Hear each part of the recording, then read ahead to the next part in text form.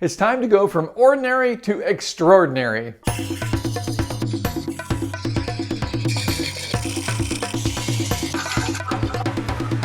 Hi, I'm Kent and welcome to Turn a Wood Bowl. Today we've got a piece of southern magnolia. This is a beautiful wood, but quite honestly, it's kind of plain. And I've got this idea for doing something a little special with this piece.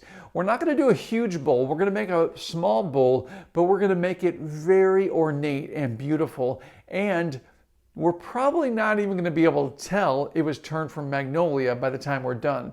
Now, there's nothing wrong with that. Magnolia is a rather plain wood. Now, if you let it sit for a while and you get it to spalt, and you get some spalting characteristics in it, it can be really interesting. But most of the time, it's just kind of plain. I hate to say that. I love all wood species, but it can be rather plain. So what I'm going to do are two different embellishing techniques towards the end of this turning. Now, this is green wood, so we're going to have to do quite a few steps here. So I'm going to go through the cutting of the blank and the turning, the rough turning today, and then we're going to go through a drying process and we're going to bring it back to the lathe later, do the final turning, and then do the embellishments. So there's a lot involved with this piece, but if all goes well, this rather plain piece of wood is going to look pretty extraordinary at the end. So let's go ahead and get started. Okay, so what I need to do is I need to figure out where the blank is going to come from this particular log. And as you can see, this log has a very irregular shape. Well, this is actually very usual. Most logs are not balanced and perfectly circular. So if I split this evenly through the pith, I've got two different areas. I have a top area, I marked number 1 there. That can be a separate bowl blank, but what I'm really looking for is this quarter sawn area. You can see how the grain goes through this section. That is a quarter sawn section. So for now, I'm not going to be using that top portion, but I will be using this quarter sawn section here. That's what I really want to get out of here. So I'm going to take that over to the bandsaw and I'm going to part that quarter sawn section out of this log. Now I'm using a rather coarse blade in my bandsaw. This has 3 teeth per inch, or what would that be? About 3 teeth for every 25 millimeters or 2.5 centimeters. So it's ripping material away very quickly. I don't want to push the log through faster than it will cut. So basically just let the blade do the cutting and take my time and move it through the bandsaw. Try to keep my fingers at least 4 to 5 inches away from that blade as well, just in case. Okay, so we have the quarter sawn blank, and now I'm going to cut a round or a cylindrical blank from that so that we can use this to make our bowl.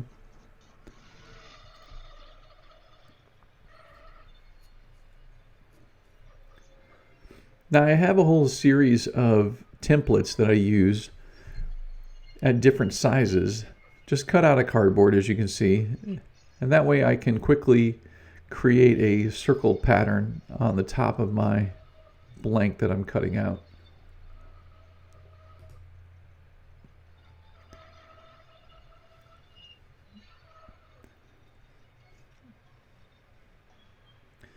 Okay, so now we have our quarter sawn blank. And now you can see there's a little bit of bark on that. And I'm going to position this so that that bark is removed at the base of the bowl. And the first thing I need to do is I really need to find the center. And the way I like to do that is simply measuring across the blank in multiple locations. I usually go 90 degrees and then 45 degrees to those locations. And this is going to give me a really good idea where that center is. And I'm going to do that for both sides, and then I'm going to mount that to the lathe. That bark, I want to make sure I leave that on the outside because that's going to be shaped away from the bottom of the bowl. So you can get away with leaving a little bit of bark on your bowl blank sometimes, and that if you position it properly so that you can remove that material. You want to make sure, especially with green wood, you want to make sure that tailstock is nice and tight. All right, I'm going to use my 5/8 inch 55-degree bevel swept back bowl gouge. This is a little bit sturdier bowl gouge. I like to use this for roughing, and that's exactly what I'm doing right now. I'm just roughing this material away, just trying to get down to the initial shape of this bowl. I'm taking pretty deep cuts here, and that's fine because we're just removing material at this point. You can see those big shavings coming off, and you can see how wet the wood is by how long those shavings are. All right, the shape's getting there. You can see that bark is still on there. For right now, I'm going to flatten out the bottom and position the tenon and the shoulder. And this will establish the bottom of the bowl. If you think about the bottom of the bowl and the top rim as point A and point B, once you establish the bottom of the bowl with the tenon and the shoulder, you have point A, and then you basically need to connect it to point B, which is the rim. And I like using very smooth flowing curves to do that. Now I've switched over to my 1/2 inch 55-degree bevel swept back bowl gouge. This is designed for lighter cuts. It's really good for finishing cuts, but I'm being pretty aggressive with it here. You can see, especially if you look at the top edge of the bowl, you can see how much material I'm removing there. It's quite a bit. My main goal right now is to get down to the shape of the bowl. There's still some flat portions up at the top here. You can see the flat edge from the bowl blank still there. So we need to remove that material and get down to the round portion. We still have a little bit of bark there. It's actually a cambium layer that's just underneath the bark. I'm going to do this back cut, which is more of a scrape. I'm using the lower wing just to see where this top rim is going to be. And I do this to get a nice even cut all the way around the top of the rim. So I've balanced that out. I can balance that top rim without actually having to flip the whole bowl blank around. So I can see I've got a continuous rim, got a little bit of the bark inclusion there. So I'm going to have to get down at least that deep. Just kind of did that as a excavation to figure out how deep I needed to be, at that top rim to remove all that material. So now I'll make another roughing cut from the bottom up to get to that depth. And you really don't want to break through like I just did there. That's going to tear out fibers. But this is a roughed bowl blank. Right here, I actually want to establish the curve. The bottom of this is getting a little sloppy. I'm not seeing the curve of the bowl itself. So I want to get in there and actually establish that curve. So I'm coming in here with my spindle detail gouge so I can get down in there really nicely.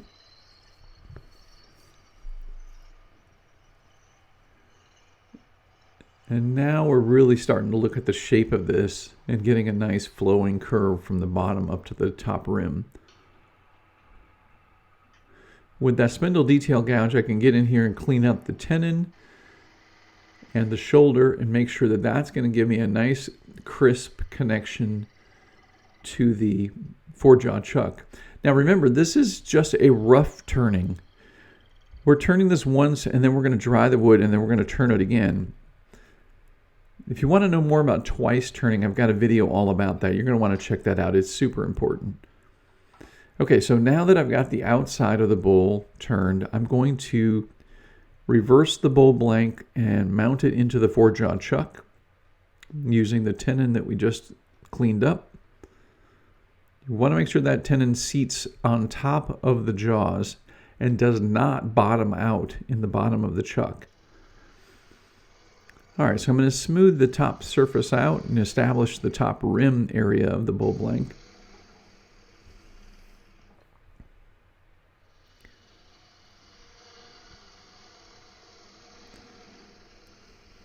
And clean this off and make it flat. Now what we want when we do a twice turning is we want to leave the walls about 10% of their overall thickness. This is 5 inches wide, so about a 1/2 inch is going to be 10%. It's 13 centimeters, so about 1.5 centimeters is going to be 10% as well. So I mark that, and that's how thick I'm going to leave the walls for right now while we go through this drying process of the initial rough turning. But now what's really important is I want the wall thickness to be even throughout. So all the way down the top rim, down into the bottom, I want these walls to be relatively even to one another. I don't want there to be a really thick portion at the bottom and skinny walls at the top, because that's going to create uneven drying. Now, I've got a course all about working with green wood, and I go into great detail there into all the aspects of working with raw green wood, whether you're using a few logs that you found or were given to you, or if you're processing an entire tree. So check that out, Tree to Bowl, Understanding Green Wood. Now what I'm doing here is I'm watching the bevel of the bowl gouge, and I'm making that go parallel to the exterior of the bowl. I'm not looking down into the bowl. I'm looking at the exterior, and I'm making sure that the shape of the inside follows that outside curve.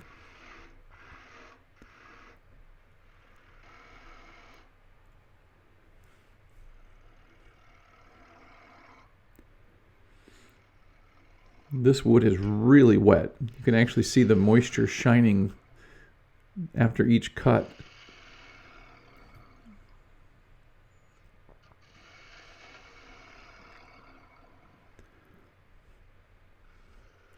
So I'm going to get this down to close to an even thickness, and then I'm going to check it.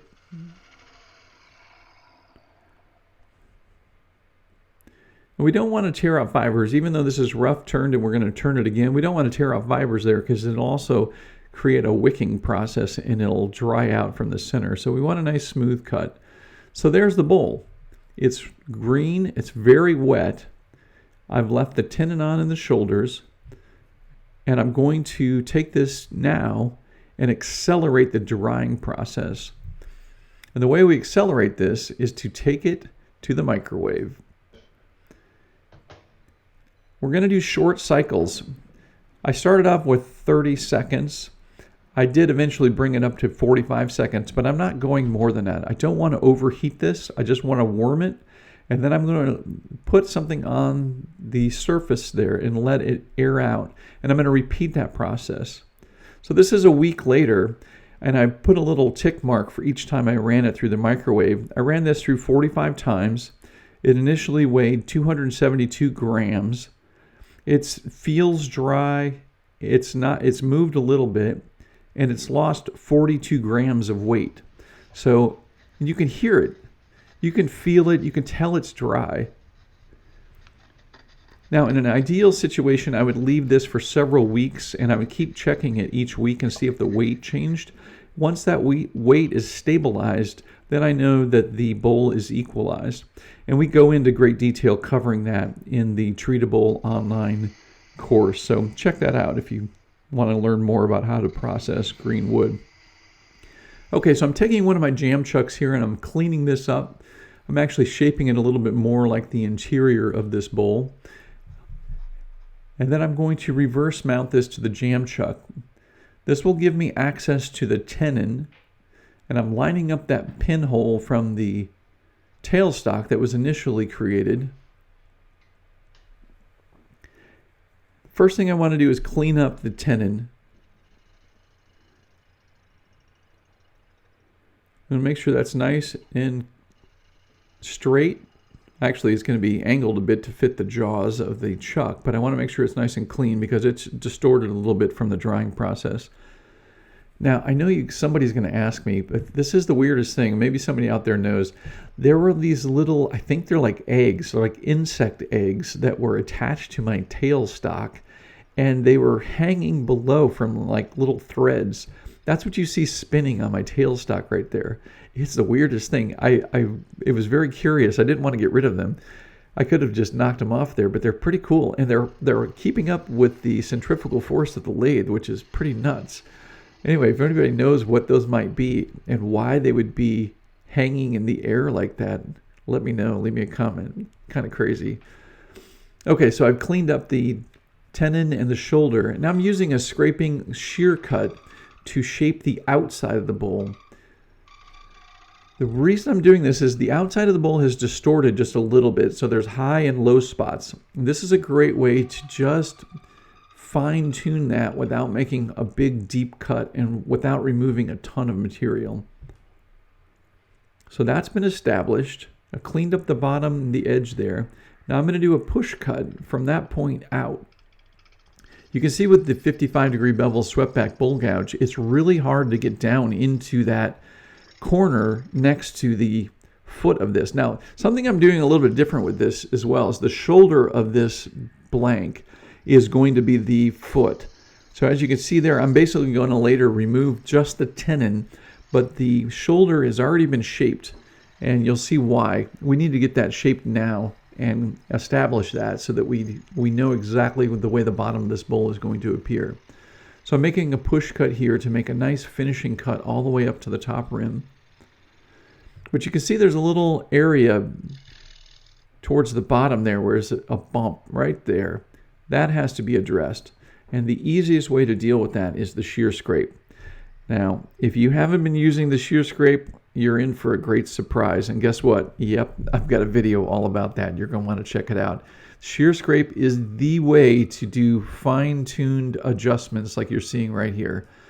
You don't want to come back in and make another push cut because you're going to remove too much material. Instead, use the shear scrape because it takes just the right amount off and leaves you with the perfect finish. So I'm coming back in with my spindle detail gouge, and you can see how perfect this task is for the spindle detail gouge. It gets down into that crevice with that nice long nose. It gets down in there perfectly to make a cut like this.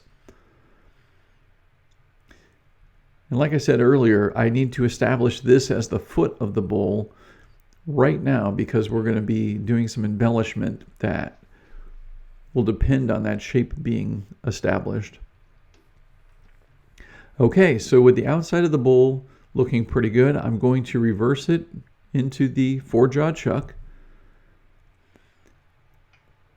And I'm going to continue shaping the outside of the bowl. Now, why would I do that? Well, it doesn't matter how perfect that tenon and shoulder are. There's always going to be some variation in the rotation of the bowl blank. There's going to be a wobble to it. There's going to be a high spot and a low spot. And the way you can smooth that out is with a simple shear scrape like you saw right there. The shear scrape is going to level that area very nicely. And I've switched over to my 5/8 inch bowl gouge. This gives me a little more stability, so there's less wobbling around and less chatter. If you get a little chatter, it's going to leave marks on the side of your bowl. Okay, so now that we have the exterior cleaned up, you can see how the interior is wobbly. Well, that's because it distorted from the drying process. The exterior has been trued up, but the interior has not been trued up. We're going to take care of that right now. So making a very light cut across the rim. That's going to establish the rim surface. And now I'm going to start making the cuts to determine the wall thickness. Now I want this bowl to be thin, but I don't want it to be super thin. I want it to have just a proportionally nice dimension to it. I've been asked what is the best wall thickness, and well, it's interesting because it all depends. It depends on your turning ability. If you can turn really well, then turn it thin, and if you want to turn it thin, that's great. If you want a nice functioning bowl, super thin isn't always that great. So just because you might be able to turn thin doesn't mean that's the most desirable thing to do with your bowl. A really thick bowl isn't so great either. So it's kind of personal preference, and it's all part of the design of the bowl. This bowl is relatively small, so a thinner wall thickness is going to look really nice on it. Okay, so I wanted to show you this angle because this is exactly what I look at when I'm turning. I'm actually looking around the camera at this point. Basically, I'm lining up the bevel of the bowl gouge to the exterior of the bowl. We mentioned this earlier, but here you can see how I'm turning the gouge to follow the contour, the visual contour of the outside of the bowl. I'm not bending over and trying to look into the bowl while I'm turning. I'm keeping my head up and looking down on it and trying to establish that same shape. That almost assures that I won't go through the bottom of the bowl. If I look from the end of the bowl in, I have no idea where the outside wall is. I could easily make that wall thinner at the bottom or go right through the bottom of the side wall. Now this is dry wood. I'm not making these walls really thin. It's got a good sturdiness to it. So as I make these final finishing cuts, I do have the ability to come up a little bit higher, and I'm going to do that because I can see there's some tool marks there and there's some cuts that aren't merged together. So it's nice to come back in and make a nice finishing pass that ties everything in nicely. Plus there's a little thickness in the bottom here.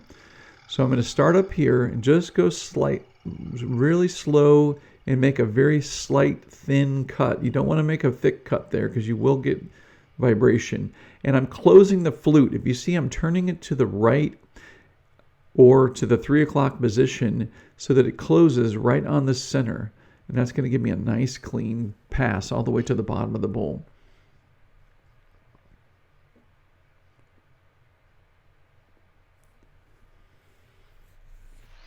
All right, so it's looking really good. I like the shape of it. I like the wall thickness. Everything's turning out really nice. I'm going to take my time and sand this. I'm going to go through all the grits. I'm going to sand this from 180 to 240 to 320 to 400. Actually, I'm not going to 400 right now. I'm just going to go to 320.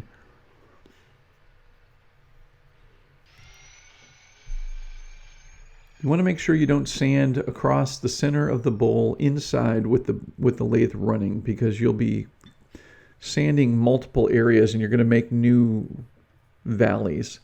I'm going to use my homemade shellac to coat this and seal up the end grain for the finishes that we're going to be applying. Now this shellac is homemade. I've got a video all on how to make this shellac. And since I made that shellac video, I have found a 100% food safe alcohol source. It's actually 200 proof alcohol made with corn. And it's a lot better than the denatured alcohol or the mentholated alcohol that you can find in other places. So that's something to check out as well. I'll put a link to that below. This is Speedball India ink. Now I'm showing you this bottle specifically because this India ink is not like all other India inks. The reason it's a lot better, especially for using as a surface like this, is it's permanent and it is shellac based. So I did a little research and somebody was asking me, what do the India inks come in other colors? And I had to go check that out. And there are other ink colors, but they're made differently. And India ink is interesting because it is made with soot. And it's just a simple product. It's basically ash and soot that is making that black. But it needs a binder. And this particular India ink, the Speedball India ink, has a shellac binder. So it seals well, it's waterproof, and it's permanent, and it won't fade. So those are all really good characteristics and something you're going to want for a piece like this. So what I did is I worked this ink on, let it dry, and then I worked on multiple coats. And each of the coats darkens the black and makes it a little bit richer. So you want to take your time and just put an even coat. Work one area at a time because it does dry relatively quick. So I work one area at a time and then work my way around. I'll put a link in the description below this video with all the products that I've used in this video.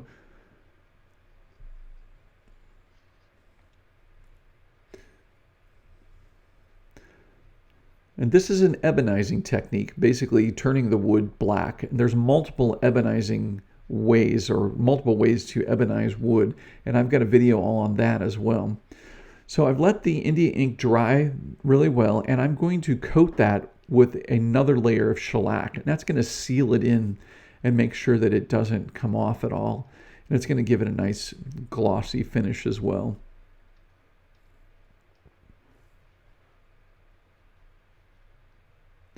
So let that dry, and I'm going to clean up the rim of this bowl. You can see I got a little bit of ink on the top rim, but that's no big deal. That can just be turned away.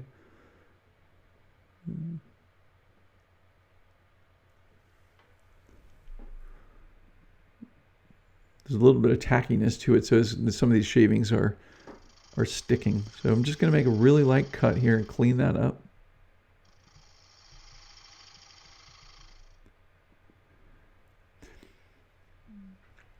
All right, that's looking really good. Now we're going to go to the next step. This is one of my favorite products. This is one-shot sign enamel.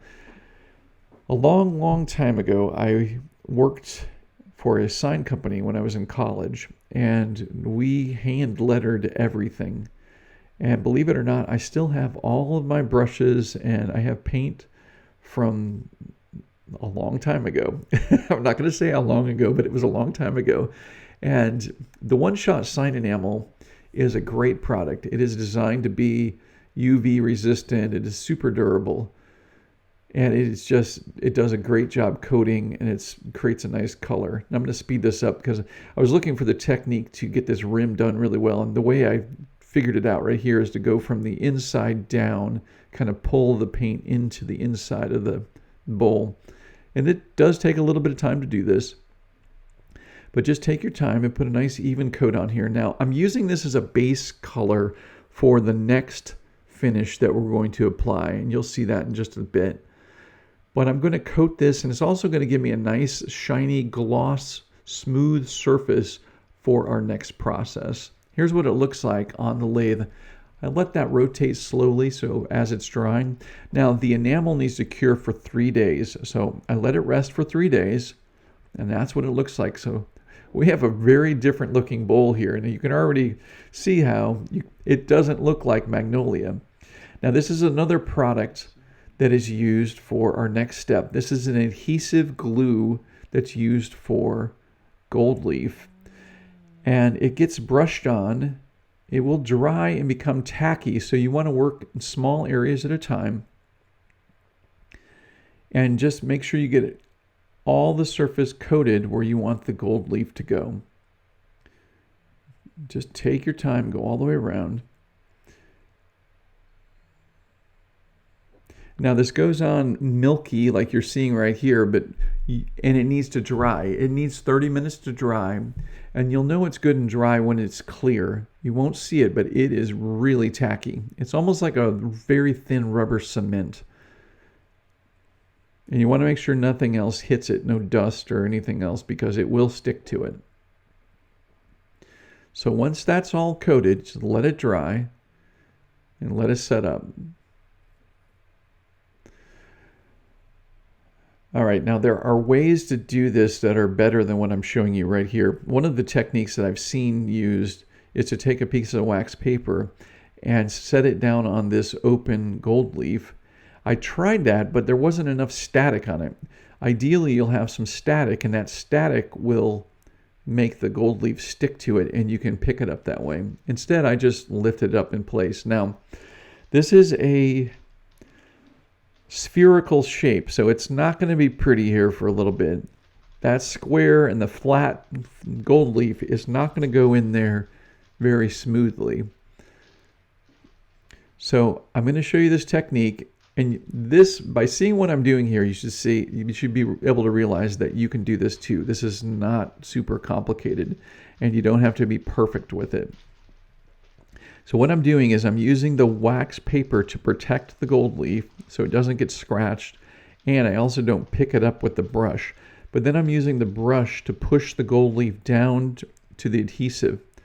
And then I can take some of this excess gold leaf and I can move it to where there's an open area. Remember that that glue or that adhesive is in all of those areas inside the bowl.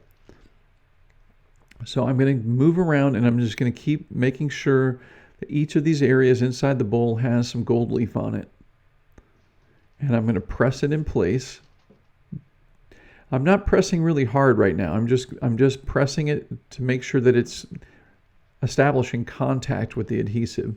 Now I'm using another piece of gold leaf here with that bigger area.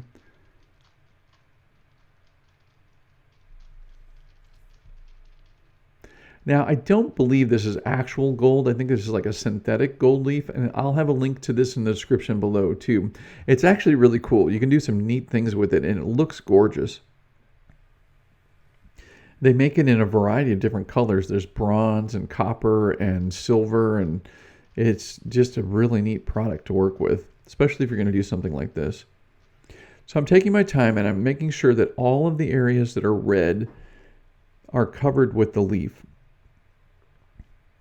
It's also a great reason for underpainting this red, as you can see if there's any exposed areas. If this were just wood, it would be difficult to see.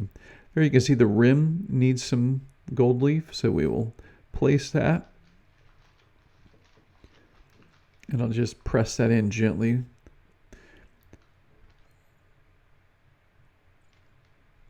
It does take a little bit of time, but the effect is well worth it in the end.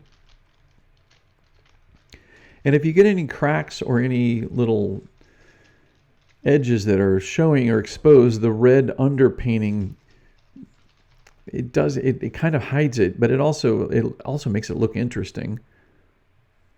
I kind of like that. I believe there are products out there too where you can intentionally have used to make the gold leaf crack. So you have this kind of aged, weathered look where the red paint from underneath would show through. Okay, so most of the area is covered. I'm just going to work around here, make sure everything is attaching itself well to the adhesive. And once I have everything covered, then I can lightly brush this and remove all the excess gold leaf. Look how shiny that is. Isn't that cool? And doing this inside of a bowl is really spectacular because it turns it almost into like a reflective dome. It grabs all the light in the room and like focuses it right into the center of the bowl, which is pretty fun. It's almost like there's a light source inside the bowl. So I'm going to take this and just keep working around, get all of the excess gold leaf off the surface. You don't want to get too aggressive here. You just want to take your time. Now, I did get a little bit of the adhesive on the rim, and I'll show you how I deal with that in just a second.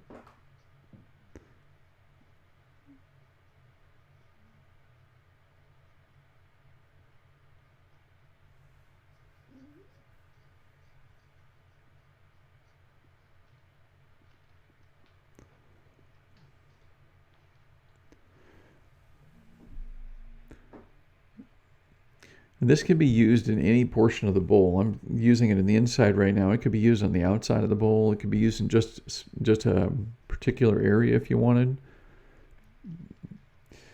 All right, so with the excess removed, what I'm doing is I have a folded up paper towel. And again, I'm using the wax paper to protect the gold leaf surface. But now I'm rubbing it down and burnishing it into the bowl a little bit more firmly. And you can see the shine coming out. You can see the gold is becoming flat on the surface. Just work your way around.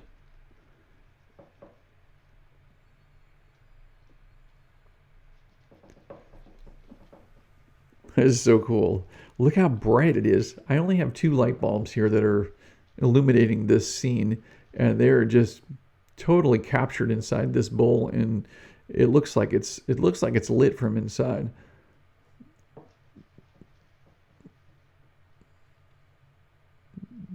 I decided to leave the rim the dark red. I think that looks kind of neat. It offsets the gold pretty nicely. And you could do this, obviously, you could do this any way you'd like. All right, it's looking pretty good. I've got a little bit of gold leaf on the very edge right there. And that needs to be addressed. So what you can do with that is just very lightly with an X-Acto blade, just shave across the top and it'll pull it right up. Now I have a sealer for this too. This foil has a sealer because it will tarnish over time and it could become damaged. So I will apply that sealer, but I'm going to do that later. I'm going to finish up this bowl for right now.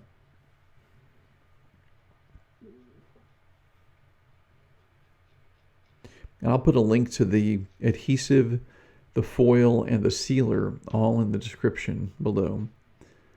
That is looking so cool. All right, it's time to go back to the lathe.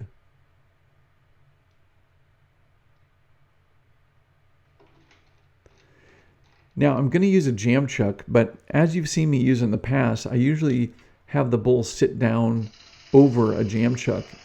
In this case, if I were to do that, I would be afraid that the jam chuck and the friction might damage the gold leaf inside the bowl. So instead, I'm going to make a exterior chuck or a jam chuck for this bowl.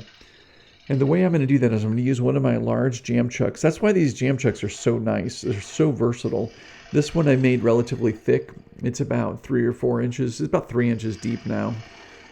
And what I'm going to do is I'm going to shape this down flat, and then I'm going to create a special fit just for this bowl so that it's not reaching down on the inside, but instead it's just gripping the rim of the bowl. So the way I'm going to do that is I'm going to flatten off the top of the blank, or of the jam chuck rather. And then using my dividers, I'm going to measure the bowl and transfer that measurement to the jam chuck. Now I'm going to do a back cut up to that edge, creating a rim that the bowl can sit down into. So now we take the bowl off of the chuck. Now I was using that other chuck actually to hold the bowl during the whole process of applying the gold leaf, and it works really well because it's much heavier than the bowl. You don't have to worry about the bowl bouncing around. It becomes a nice stand for the bowl. So there we go. Bring the tailstock up, and now we can remove the tenon and get the bottom of this bowl finished up.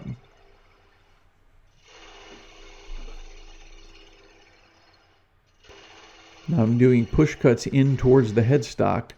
That's going to give me the least resistance, so the odds of this getting thrown off the lathe are very poor when you push into the headstock. Now I'm going against the headstock, or 90 degrees against the headstock. I'm going to true up the foot of this, and I'm going to remove the inside portion of the bottom of the foot. I don't want this to be flat. I want it to be concave. I only want the rim of this bowl to seat on the table. So I'm going to remove this material. I'm using my 1/2 inch bowl gouge there, and now I'm going to switch over to my spindle detail gouge. With that nice long point of the spindle detail gouge, I can get down into this piece and create that concave shape much better.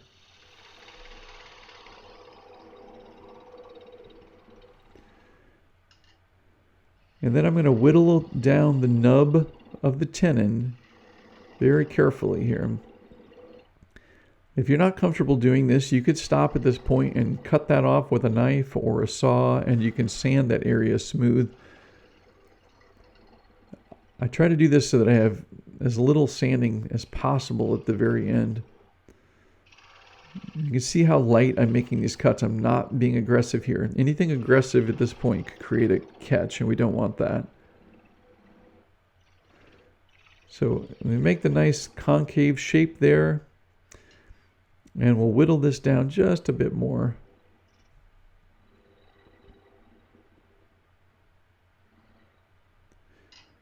And then what we're going to do is we're going to apply forward pressure and turn the lathe off at the same time. And that severs that little nub off the bottom. And there's our bowl. Oh wow, that is so cool. And it has such a great feel to it. I love the contrast of the dark outside and that gold interior. It is just so cool. It's so bright. You can see my reflection as I'm filming this.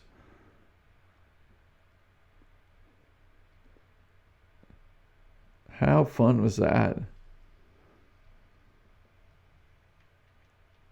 Wow, there's a lot going on with this piece. It's a simple, small bowl, but there's a lot going on. We've got this really simple, elegant shape, which is really nice. It's got a great feel to it when you hold it. This was twice turned, meaning we dried it, turned it once, roughed it, then dried it, then turned it again, then we ebonized it, then we enameled it, then we gold leafed it. Crazy, but look how cool this is compared to, I hate saying this because I really love most natural woods and they look beautiful, and Southern Magnolia is a beautiful wood and I love turning it and I love seeing it in its natural state, but it's kind of plain sometimes.